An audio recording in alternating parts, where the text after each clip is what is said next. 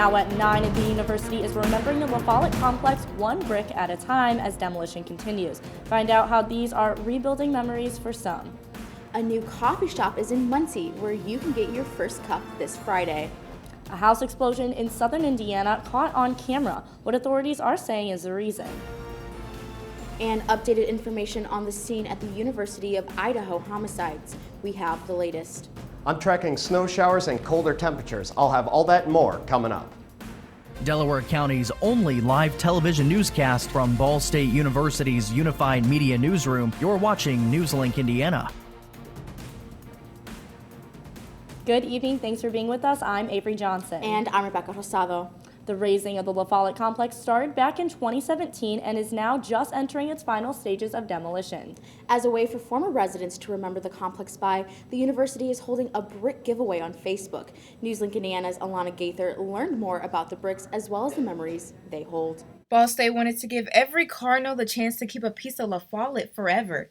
This location holds such a special place in the Cardinals' heart that it has even led to memories of alumni finding their love in the building. Alumni Rachel Selk met her husband in the elevator the day she moved into La Follette. We met in the elevator, and I was going up, and he made like the corniest Finding Nemo pickup line. And I was like, oh, okay, he's cute. I'll allow it. The couple has been together 8 years and has celebrated their 5th year being married. She says when she looks back at her time at Ball State, it all started off so well because of living in La Follette. She even got to see a quick video of one of the buildings falling. Oh, yeah. That's crazy. I also talked with her about those typical college relationships not lasting. Her and her husband have definitely proved that stereotype wrong, and she gave me some of her thoughts and advice. I mean, relationships in general, you get out of it what you put into it. To enter this giveaway, Cardinals just need to follow, share, and comment on their favorite memory from the complex. Winners will be the 10 comments with the most reactions at noon, November 21st. In Muncie, Alana Gaither, NewsLink Indiana. Now, although some buildings are coming down, a new business is opening up. NewsLink Indiana's Catherine Segal took a look at a new coffee shop on its way to Muncie. I'm currently on East Jackson Street where Tall Timber Coffee Shop is set to open this Friday. Brothers Derek Jessup and Jeffrey Jessup are co-owners of this shop, and they hope to create a new community on the south side of Muncie. On the south side here of Muncie, there's really not much over here, so we're excited to finally be able to give the people of this community something that's not here. A farm-to-fork coffee shop complete with a breakfast and lunch menu. We actually have our own herd of cows and pigs. We've actually purchased a bull that we're going to try to get into breeding, and that way we can keep our herd growing. That way we can keep supplying the shop. And a staff with faith for the future. I left a union job at a glass factory to come do this. One, because I love cooking, and 2, because I've got total faith in both these guys. I mean, their work ethic is second to none. And the homemade coffee syrups aren't the only hospitality they provide. I really want to get it to where when you walk in this door, we know you, we know your order, and then, just that interaction that we can have. Because the whole idea here is we want to make everybody's day a lot better than what before they walked in the building. From analyzing traffic to find the busiest hours in the day to coordinating with contractors, a business was born. Walking in and seeing what we had, and now seeing what we got, and all that work that we've done. I mean, there's literally blood, sweat, and tears in this place from everyone. In Muncie, NewsLink Indiana, Catherine Segal. You know, Avery, it has been so cold. It is the perfect weather for a hot cup of coffee. I can't wait for it to open. I know, and perfect time to try it out. Am I right? Absolutely. But I'm curious to see if that cold weather is going to stay and if we're going to need an iced coffee instead. Let's take it over to Jack with weather.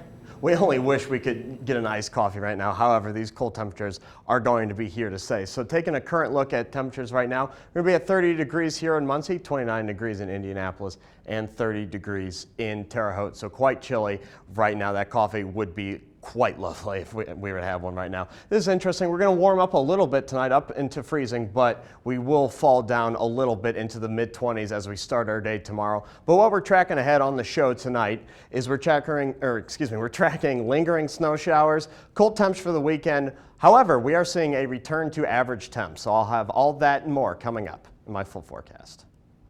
Thank you, Jack. Authorities are blaming natural gas for a house explosion in Princeton, Indiana. And as Mitch Carter reports, a neighbor's video doorbell caught the blast on camera. The call came in around 11 Tuesday morning.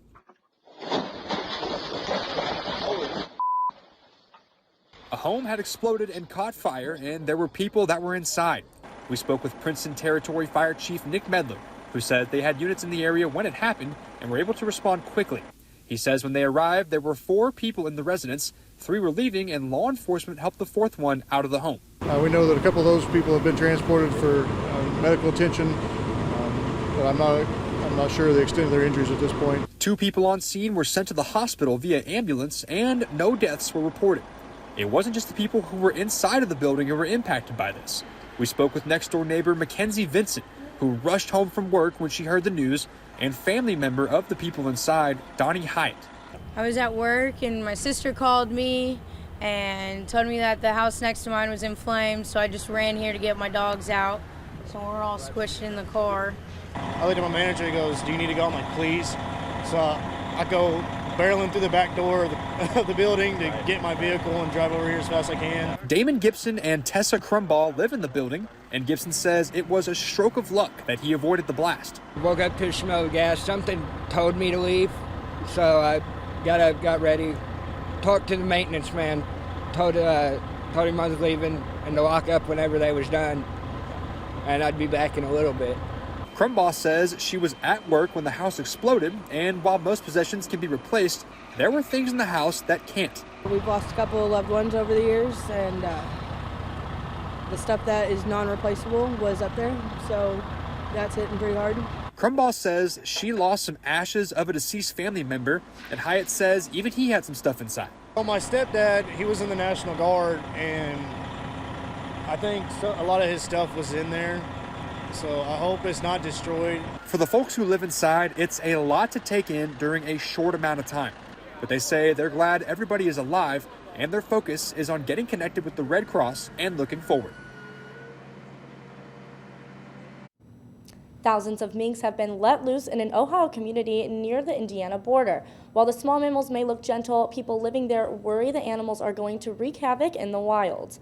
Yesterday, Van Wert police released a statement saying around 25 to 40,000 minks were released from their cages at Lions Farms USA Mink Farm in Van Wert, Ohio. Farm manager Eddie Meyer said around 80% of the minks have been captured or stayed in their cages. However, he says they will have to shoot and kill the minks because they are susceptible to disease once outside of the cage. Meyer says they have the cooperation of local police, and when it comes to the group or individual responsible for vandalizing the farm and releasing the minks, police say it's still under investigation. In your national headlines, the student charged with killing 3 University of Virginia football players and injuring 2 was denied bond at his hearing today. Christopher Darnell Jones Jr. is accused of shooting fellow students after a field trip Sunday.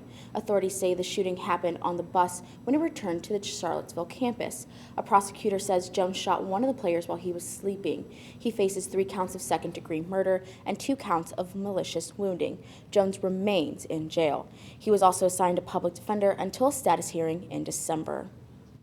Across the country, the investigation continues for the University of Idaho homicides. The dumpster right next to the home is now empty. Waste crew cleared out it earlier yesterday, and police quickly stopped the trash truck from going any further. Moscow police say they aren't commenting on the trash removal or anything else in this homicide investigation. The Latah County coroner is commenting and saying the scene she saw on Sunday night was gruesome, and any new clues are needed in the investigation. Could be some evidence of the suspect that we get during the autopsies, which would be helpful. Autopsies are happening today in Spokane County, in the small, tight-knit Moscow community shattered by these homicides right before the holidays. In politics, CNN projects that Republicans will win the U.S. House of Representatives. The GOP passed the threshold of 218 seats needed for control of the chamber. It took Republicans 8 days after the election, underscoring the party's performance in the midterms. When the GOP takes over in January, Kevin McCarthy, who will likely become the new speaker, has pledged to prioritize fighting inflation, rising crime, and securing the border.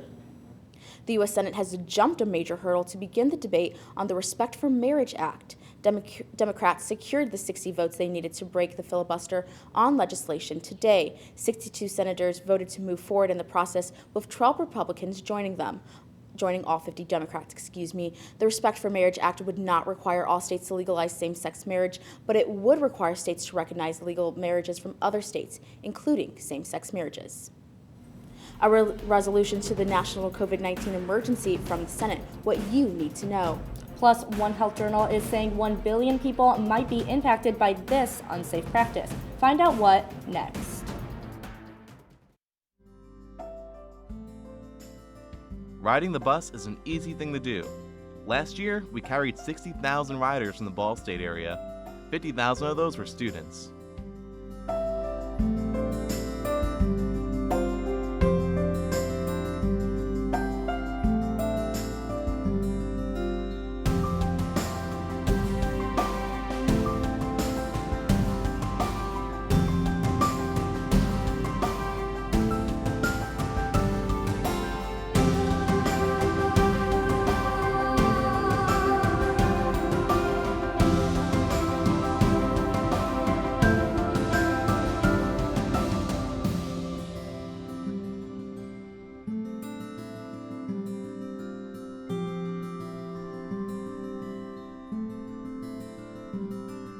Anywhere you want to go, MITS will take you there.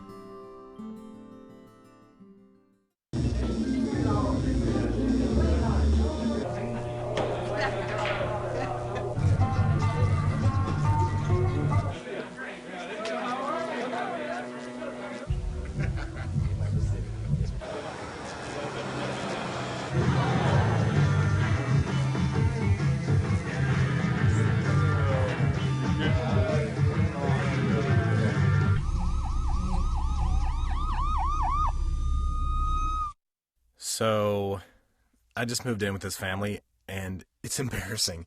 The little one, he likes to go outside and crawl around in the giant litter box. I don't know what he's doing. I mean, I was born and I knew how to use the litter box. Look at that! That's disgusting! Oh, poop already! You're making me nervous. Oh, okay, I can't look at this anymore. I really hope he grows out of this, for his sake. Now the latest in our COVID-19 headlines, the U.S. Senate has passed a resolution with a bipartisan majority to drop the national COVID-19 emergency designation. It would declare the, quote, national emergency declared by the finding of the president on March 13th, 2020 is hereby terminated, end quote. The final vote was 62-36, and the resolution is not expected to pass the current Democratic-led House. People who take Paxlovid may be more likely to get COVID-19 again after taking the drug than originally thought. In the new study, among the 127 who took Paxlovid, 14% tested positive again after a negative test and a full course of the treatment. About 19% saw symptoms return but didn't always test positive, and previous studies showed that it was between 5 and 10%. Drug overdose deaths are trending downward. Provisional data from the CDC and prevention shows drug overdose deaths fell 3 months in a row. About 107,600 people died from drugs during the 12-month period ending in June. That's about 2,600 fewer than the 12-month period ending in March. More than 1 billion young people may be at risk of suffering early hearing loss, according to a new study published in the journal BMJ Global Health. Researchers say they analyzed scientific articles about unsafe listening practices published between 2000 and 2021. The articles looked at the impact of loud sound going straight into people's ears when they use headphones or at entertainment venues like concerts, bars, and clubs. The study estimated up to 1.35 billion people worldwide likely engage in unsafe listening practices. Researchers say that being exposed to loud sound can weaken your ear structure and can eventually cause permanent damage. And speaking of hearing, a new study suggests your cat isn't ignoring you. Its reactions are just very subtle. Researchers play recordings of different types of speech and different speakers. When they studied video recordings of the encounters, they realized cats had subtle reactions to their owners. This included moving an ear, turning their head toward the speaker, or freezing what they were doing. Cats reacted more to when their owners used a high-pitched voice, which they called a cat-directed speech, than when they spoke normally to another person. And I'm tracking more snow with those cold temperatures. I'll have that and more after the break.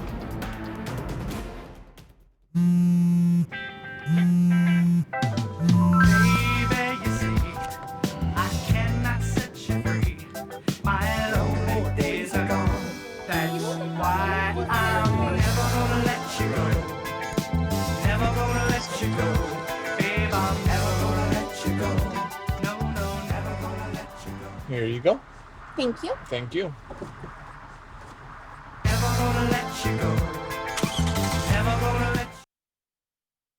I think it's just vapor with flavor. It won't hurt my kid like cigarettes, right? Vaping is safer than smoking, isn't it? There's really not even that much nicotine in them, right? My kid? My kid knows it's dangerous. Get your head out of the cloud. Today, nearly 8,000 kids will start vaping, maybe even yours. Learn about the dangers at talkaboutvaping.org. Emotes say a lot, but they can't say it all. Think your guildmate is struggling? Try these dialogue options.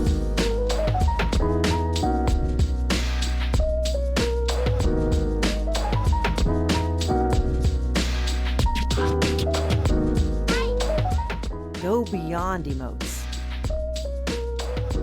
Check in with your guildmates at seizetheawkward.org.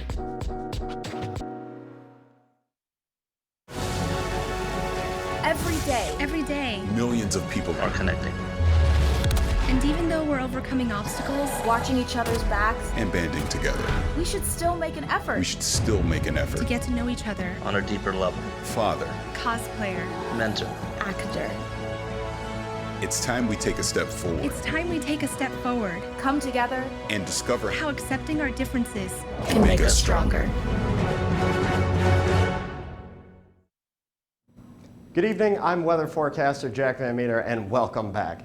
As we take a step outside right now, you're going to notice it's quite cold right now. So if we go ahead and take a look at our map here, it's going to be 30 degrees here in Muncie, 29 degrees in Indianapolis, and 30 degrees again in Terre Haute. However, once you factor in those wind chill temperatures, it gets even colder there. So here in Muncie, we'll be at 20 degrees, but look at Kokomo at 16 degrees there. So that's very, very cold. So when you leave out tonight, you want to be sure to put on that coat, hat, and gloves, the whole 9 yards, because you're going to feel it, and it's also going to feel like that as well. Looking at our current radar right now, we are seeing quite a bit of snow around the area. We're seeing a decent chunk here in Indiana, Ohio, and Michigan as well. So let's zoom in and talk about it just a little bit here. Here in the viewing area here in Muncie, we can see these snow showers are moving out of the area, through and out of the area. Should be gone around midnight tonight. We're going to see those moving out. Not a lot of precip from that as well, just flurries. It actually looks very nice. But I would like to actually talk about South Bend a little bit, because we're seeing some lake effect snow coming here, and all that is a lot of cold air going over the lake, which is warm water. So all that warm air is rising, condensing, and pretty much just unloading once it gets onto land here. So South Bend between now and tomorrow is actually going to get around 6 inches of snow. So it's quite significant snowfall from lake effect there. However, we're not going to have to worry about any of that here in Muncie. So looking at tonight's forecast, we're going to be a little cool at 26 degrees for a low. We're going to see those snow showers, and we do have half an inch of accumulation. Now, we're not going to have anything more than that. It's because, our ground isn't frozen yet, so it can't hold all that snow. It's just going to pretty much melt immediately tonight and tomorrow as well, with those calm winds from the west at 10 miles an hour. Now, looking at our almanac, you can see that our high today was only 38 degrees. Our average high for this time of year is 53 degrees, so we are a lot cooler. We're obviously in a cold sector, just a cold section right now. We are going to be warming up just a little bit into next week, so that'll be kind of nice.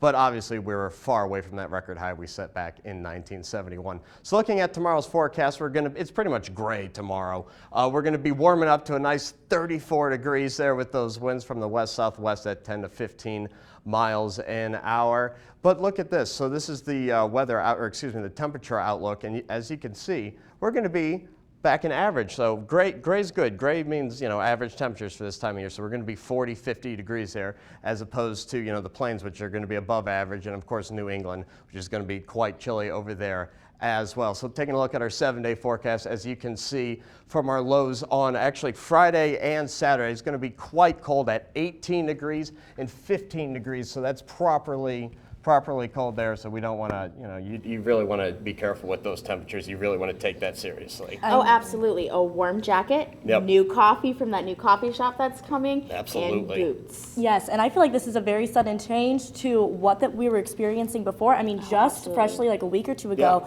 we were in the 70s. Yeah, so. it is actually insane how much like we are changing from, we went really, really cold, and now we're warming up back to where we should be for this time of year. You know, we kind of got that false winter a little bit, but it'd be nice to get back to normal. Well, I'm glad. Thank you, Jack. And now we're going to take over to Jake with a look at sports. Thanks, guys. One Ball State program looks to extend their season. Newman, and I'm here live at Worthing Arena for Ball State women's volleyball. As they have more than just a win on the line, they have a championship. All that and more next in sports. Here's your sandwich, miss. Oh, thank you.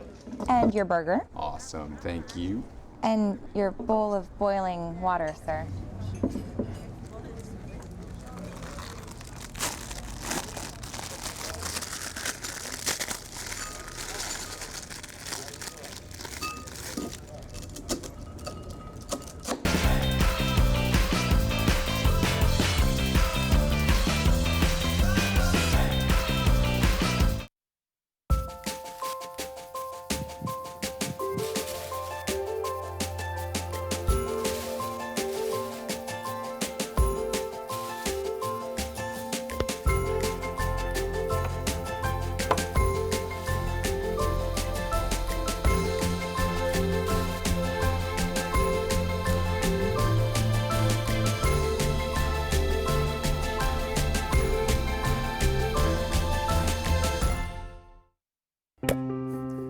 After retiring from the NFL, I've been able to spend a lot more time coaching my daughter's basketball teams. It's something I love to do.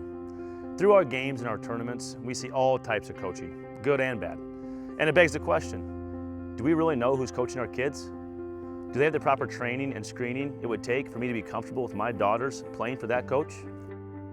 Our Youth Basketball Association made the decision to use trusted coaches to screen and train all of our coaches. I'm a trusted coach. Are you? So if one cat has 4 kittens who reproduce every 6 months, how many cats will there be in 5 years? Who's got it? Is this... What is that? Seriously? Who threw that? Cats are terrible at math, but they sure do multiply. Please spay, neuter, and adopt. The solution is 10. Welcome back to NewsLink Indiana. I'm Jake Garcia with sports. Ball State women's volleyball took on the Toledo Rockets in Worthing Arena this evening for senior night with a share of a championship on the line. NewsLink Indiana's Andy Newman joins us live with an update on the match's results. Andy, what do you got for us?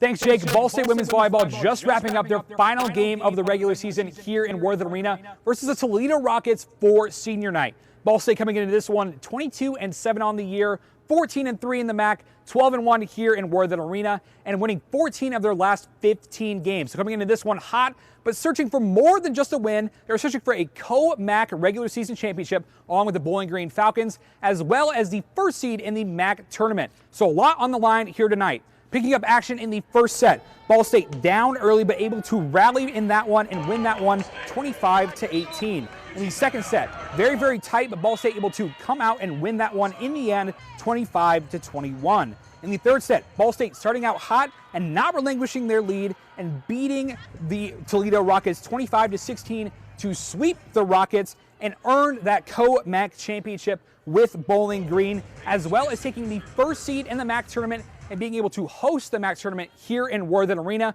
Ball State will be earning the first bye of the game on Sunday. We'll be back in Worthing Arena on Monday night for their first game, looking for a MAC championship in the tournament. So come out and support your Cardinals on Monday night. Live from Worthing Arena, Andy Newman, NewsLink, Indiana. Another Ball State program looks for a win in Worthing tomorrow night as women's basketball takes on the Butler Bulldogs. The Cardinals enter into the matchup 1-1 on the season after a dominant 105-51 win over in-state foe Indiana University East on Monday. On the opposite bench, the Bulldogs roll into the contest also at 1-1 and look to improve to over 500. This will be the 29th all-time meeting between Ball State and Butler women's basketball as the Cardinals earned a victory in their last meeting 70-56. Tip-off is set for 6:30 p.m. Moving things over to the gridiron, Ball State football back in action last night as they take on the Ohio Bobcats. The Bobcats get out to an early 17-3 lead at the half before 2 Cardinal touchdowns help close the gap to within 1 score. With a solid defensive effort from Ohio and not enough plays made on offense, Ball State is unable to prevail in a 32-18 defeat. That elusive 6th win for the Cardinals will now have to come in the season finale against the Miami, Ohio Redhawks. Despite the increased pressure, head coach Mike New said it's all on the players and coaches to execute. We got to regroup here. We got one more opportunity left next Tuesday night. I believe in this team. When the going gets tough, the tough get going, and we're not going to quit on each other. That's not what we're all about here. We're just going to keep fighting. We're going to keep fighting. We're going to come back in here tomorrow, and we're going to make the most of the time here that we have, and focus all our effort and energy on finishing off with a win. Ball State will look to get that 6th win and become bowl eligible this coming Tuesday at Miami, Ohio. Kickoff is at 7 p.m. Obviously, not the desired outcome last night. Do we think that the Cardinals get it done and become bowl eligible next Tuesday? I think they will. I think they've had a really good season so far, and sports overall have been great this year, so I'm excited to see what they can do. Absolutely. I've seen it done before. Thank you, Jake. I'm so sorry. We have your anchor picks next. And plus Jack's final forecast next.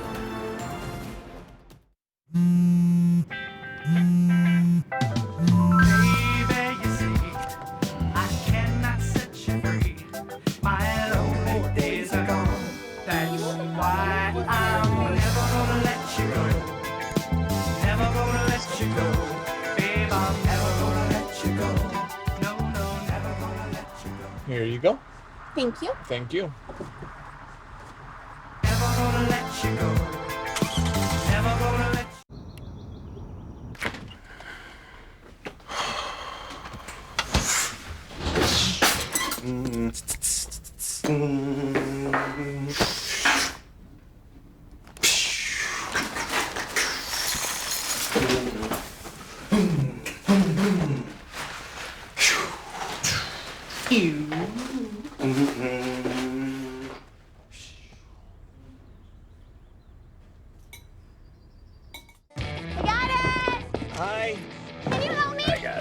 Thank you. No problem. Just like the rules to surviving Zombieland, there are steps you can take to be prepared for an emergency. It's the right thing to do. Talk with your family to make a plan. Look for safe areas to meet up if separated. And stock up on supplies. It's never too early to get prepared, so start now. Right now? Right now. You can't predict emergencies, but you can be ready. You're welcome, America. Visit ready.gov today to learn more. Jordan knows he shouldn't eat this entire bowl of nachos, but tonight he's earned that right. Because a few hours ago in the middle of happy hour, he recognized a sign. Not from the gods or a bolt of lightning, but from a double heart, a kissy face, and a 4th ha in ha ha ha. That's when Jordan knew he was buzzed. So when it was time to go, he got a ride home instead of driving. Be a legend like Jordan. Recognize your buzzed warning signs and get a ride home. Buzz driving is drunk driving. Welcome back. If you're trying to watch what you eat, you may want to stay away from the drive-thrus today. That's because it's National Fast Food Day. Whatever your preferences, grilled, fried, or broiled, dine in, carry out, or drive through, today is the day to let loose and indulge. This is observed every year on November 16th.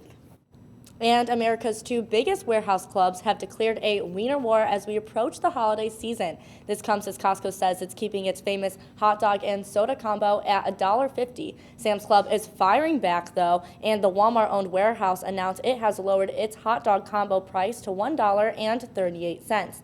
Not only is its combo 12 cents cheaper, but Sam's Club's membership fee is also less than Costco's. All right, now we're going to take one final look at weather. Let's take it to Jack.